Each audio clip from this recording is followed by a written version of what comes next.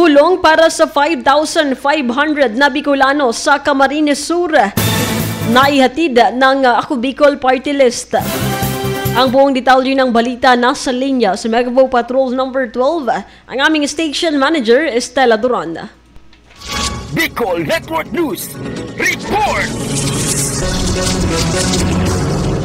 5,500 Bicolanos mula sa Camarines Sur ang nakatanggap ng tulong mula sa Ako Bicol Party List at Department of Social Welfare and Development o DSWD sa matagumpay na relief distribution. Tig-1,000 benepisyaryo mula sa presentasyon, Goa, Siruma at Tinambak, habang 1,500 benepisyaryo naman mula sa Lagunoy ang hinatiran ng relief packs mula sa DSWD.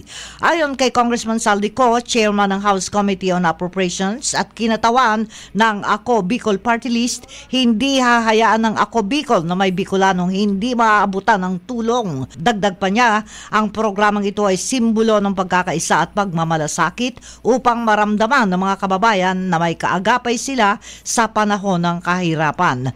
Patuloy ang Ako Bicol sa pagsasagawa ng mga serbisyong direktang tumutugon sa pangangailangan ng mga Bicolano. Kasama mo sa Bicol Network News, Megavo Patrol numero 12, Estela Duran, tatak tunay na serbisyo.